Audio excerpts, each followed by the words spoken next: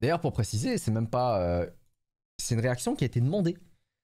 C'est l'un d'entre vous qui m'a envoyé un message sur une des vidéos réactions, qui m'a dit, Henri, il faut que tu regardes celle-là de Kongbo parce qu'apparemment, il y a vraiment des fous furieux parmi les ravagés de Discord. Apparemment, c'est limite la meilleure. Donc écoutez, j'ai hâte. C'est parti? Je ne ferai jamais de vidéo sur les ravagés de Discord. Ça, c'est ce dont j'étais persuadé il y a encore quelques semaines. Et la raison, c'est pas parce qu'il n'y a pas de ravagés sur Discord. Oula, non. Je dirais plutôt que chaque serveur est une porte d'entrée potentielle vers un véritable repère à ravager. Mais... Ah. Bah après, il y a les fameux serveurs NSFW, hein, Not Safe for Work. Après, jusqu'à quel point, quoi?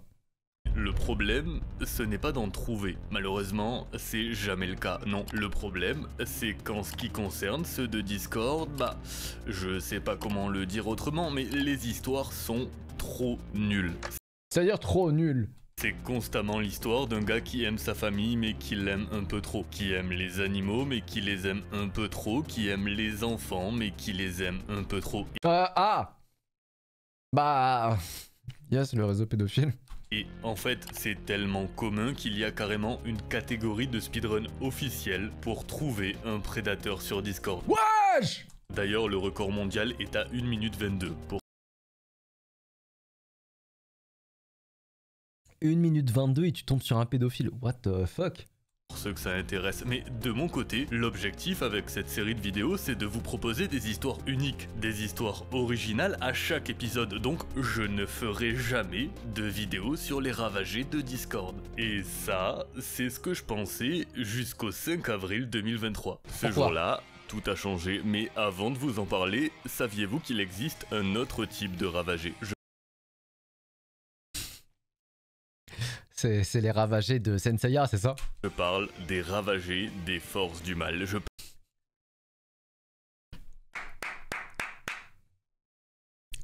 Eh ouais, Brololo. Bien joué, Kongbo. Prends le bag, prends l'argent. On est sur une journée à peu près normale. Et la suite. Le Real Madrid inflige un solide 4-0 au Barça, le film Mario vient de sortir au cinéma et le conflit en cours en Europe de l'Est est toujours sur le devant de la scène. Et justement, ce jour-là, sur Twitter, entre deux de mes flops quotidiens est venu se glisser un mystérieux lien. Leaks.zip.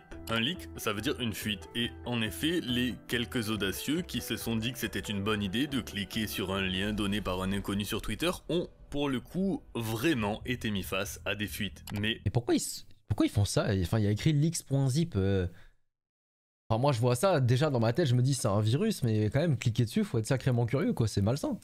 Pas n'importe lesquels. On parle de plus de 300 documents appartenant à l'armée des États-Unis. Des documents classés secret défense et contenant des renseignements confidentiels sur le conflit en cours avec... Wesh! La localisation exacte des troupes, le nombre d'hommes sur place, les faiblesses précises dans leur système de défense aérien, mais aussi des dossiers d'espionnage sur la Corée du Sud, l'Égypte et l'Iran. On y trouve même des renseignements sur la progression de l'armement nucléaire d'autres pays. Voilà. Qu'est-ce que ça fout sur un dossier zip? C'est très simple, c'est la pire fuite de renseignements de l'histoire des États-Unis depuis l'affaire Edward Snowden. Et bon, je peux pas en dévoiler plus sans moi-même être mis sur une liste du FBI, mais... Oh bah si, s'il te plaît, Kongbo, allez, pour les viewers, pour les vues, pour le content, s'il te plaît. Vous avez bien compris que ces 300 Merci beaucoup, Ratata. Documents, géopolitiquement, c'est désastreux et dans la situation actuelle, c'est aussi incroyablement dangereux. Ça met potentiellement la vie de beaucoup de gens en jeu. Alors de là, forcément, du côté du Pentagone, c'est l'alerte rouge qui est déclenchée. Le président américain lui-même ordonne de mobiliser toutes les ressources du pays s'il le faut pour... Par contre, c'est une folie, hein, vous avez remarqué, depuis que Donald Trump il a été élu, il est devenu plus lucide, lui. Genre, il bégaye plus, il parle bien, il a des discours cohérents. On dirait qu'il a fait exprès de perdre. Je vous jure, il y a plein de vidéos. Il y a plein de vidéos qui montrent ça. C'est n'importe quoi. Retrouver le coupable de ces fuites. C'est donc le FBI qui est mis sur l'affaire et c'est le début d'un jeu de piste virtuel à échelle internationale qui va s'avérer très surprenant. Assez vite, ils arrivent à une première théorie. La théorie la plus évidente en fait, et c'est qu'il s'agit d'un bureaucrate de haut niveau qui aurait subi du chantage. Pourquoi? Parce que ces documents ont le code NTK, Need to Know. Autrement dit, les seules personnes à pouvoir les consulter, ce sont les personnes qui ont besoin de savoir ce qu'il y a à l'intérieur. Et ça représente vraiment très peu de personnes. Ce que ça veut dire, c'est qu'une top est infiltrée dans les plus hautes échelles du renseignement Il va falloir le choper, hein. américain. Le système est pourri de l'intérieur et il en va de la sécurité du pays. Alors pour en être sûr, pas le choix. Il leur faut remonter la piste de ces documents. Il leur faut étudier l'empreinte numérique qui est laissée par ce fichier. Et cette C'est un gars de Discord, genre? empreinte va les mener à une conclusion intrigante. Twitter n'est pas la source initiale de la fuite. Quelques heures plus tôt, ces mêmes documents ont été partagés sur Telegram et quelques heures avant ça, sur le board politique de 4chan. Mais ce n'est toujours pas la fin de la piste. La piste mène jusqu'à Discord, où les détectives vont assister à l'événement le plus internet de l'histoire d'internet. C'est-à-dire? On est sur le Discord Minecraft Earthmap.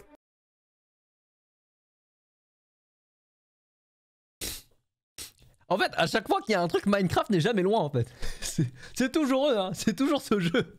Où plus de 8600 membres discutent reproduction de zones IRL dans Minecraft et où précisément un mois plus tôt, début mars, deux idiots sont en train de se disputer. Ils sont en désaccord au sujet du conflit actuel en Europe et le débat n'en finit pas. Alors, idiot numéro 1 décide de rabattre le caquet de son adversaire en lui disant que de toute façon, il sait mieux que lui de quoi il parle puisque de toute façon, il a en sa possession des documents classés secret défense qui appuient ses propos. Donc c'est parti de là, c'est parti d'un clash entre deux geeks. Idiot numéro 2 lui dit qu'il ne le croit pas. Idiot numéro 1 lui montre les documents, remporte cette joute verbale et provoque au passage la plus grande brèche de renseignement de la décennie, puisque cette discussion a eu lieu sur un salon public. Mais c'est des imbéciles.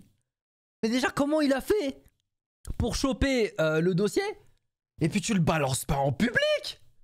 Voilà, une dispute sur un serveur Minecraft en est la source. Mais la question reste à savoir comment idiot numéro 1 a eu accès à ces documents. Et en fait, il ne s'en cache même pas. Il y a eu accès parce qu'il les a trouvés sur un autre serveur Discord dans lequel il est membre. Et ce serveur s'appelle TugShaker Central. Okay. C'est un serveur privé d'une vingtaine de membres regroupés autour de leur passion pour les armes à feu et pour les experts du FBI, ça ne fait aucun doute. C'est ici qu'en janvier 2023, ces 300 documents ont fuité pour la première fois. TugShaker Central est la source originelle des fuites, mais maintenant reste à savoir deux choses.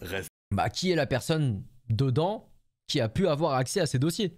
Reste à savoir qui et reste à savoir pourquoi. Et à ce moment précis, le fait que ce soit sur Discord que ça se passe, le FBI ça les met très bien. Parce que si 4chan ou Telegram sont, disons, assez réticents à l'idée de fournir les informations de leurs membres aux autorités, bah Discord quant à eux sont plutôt très dociles. Ah c'est con ça. Ils étaient déjà dociles pour des fuites sur Genshin Impact, ça ne fait aucun doute qu'ils le seront aussi pour des fuites qui mettent en jeu la sécurité nationale. Ah c'est con ça. Et c'est le cas. Discord leur file les logs du serveur, l'accès aux informations de chaque membre, il leur file absolument tout. Et très vite, une chose leur saute aux yeux.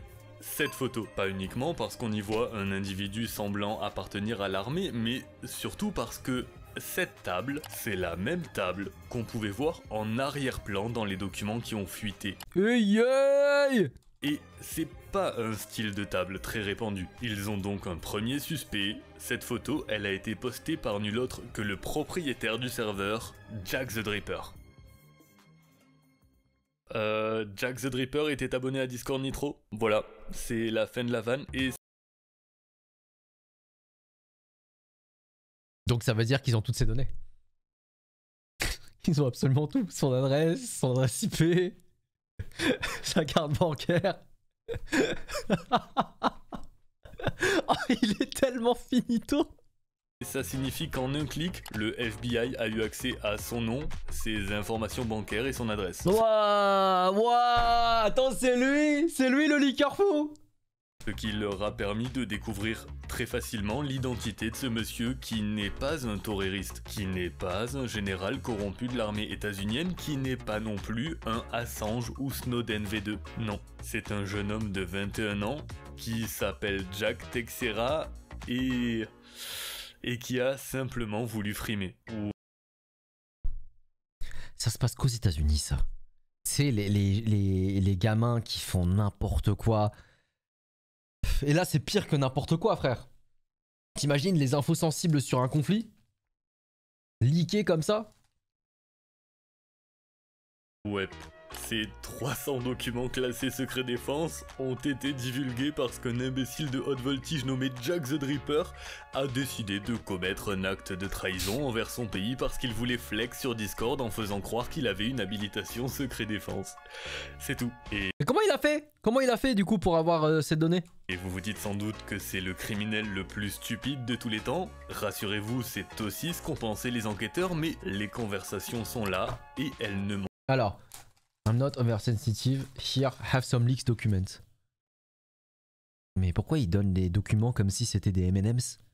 Pas. C'est clair comme de l'eau de roche en ce qui concerne ses motivations, mais une chose reste pourtant extrêmement troublante. Comment Jack the Dripper, 21 ans, utilisateur de Discord au QI bancal, a pu avoir accès à ce qui sont globalement les plus grands secrets de la première puissance mondiale. En fait, Jack travaille bel et bien pour l'armée US, mais il y travaille comme informaticien. Un informaticien qui n'était évidemment pas censé accéder à ces documents, mais dont la mission était de les classer. Ce qui veut dire qu'il avait totalement accès aux ordinateurs contenant ces documents, mais des ordinateurs présents dans des bureaux classés SCIF. Donc des bureaux où personne n'est autorisé à entrer avec quoi que ce soit qui... Bon voilà, le frérot, c'est bon, il est condamné. Hein. Il est condamné pour combien d'années de prison, là, dites-le moi. Puisse filmer, enregistrer ou prendre une photo. Tout ce qui est matériel digital ne peut de toute façon ni entrer ni sortir de ces bureaux secrets. Est-ce que vous voyez la faille?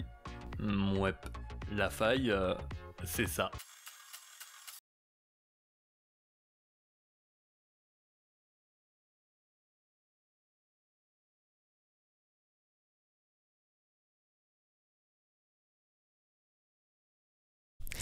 Aïe, ah.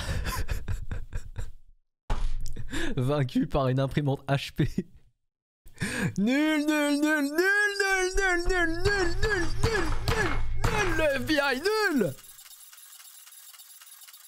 Il y a toujours pas de vanne dans cette vidéo. Jack, il a tranquillement imprimé ses documents avec l'imprimante du bureau, les a mis dans sa poche et une fois chez lui, les a posés sur la table de sa cuisine et les a publiés sur Discord pour impressionner ses potes. Voilà. Any claims that he is a Russian operative or pro-Russian is categorically false. He is not interested in helping any foreign agency. Ouais. Vous connaissez le budget pour la défense de renseignement de l'armée US? Vas-y, balance. C'est 24 milliards de dollars. Maintenant, imaginez la tête que le comptable a dû faire lorsqu'il a appris que la plus grande fuite de documents de la décennie a eu lieu à cause d'une imprimante et d'un gamin de 21 ans qui voulait flex sur Discord. Eh bah super les 24 milliards, hein, génial! Ça a pas dû beaucoup lui plaire et c'est pour ça qu'en seulement quelques minutes, c'est une escouade de l'Astra Militarum en armure lourde qui a été déployée pour une petite visite de courtoisie matinale chez Jackie.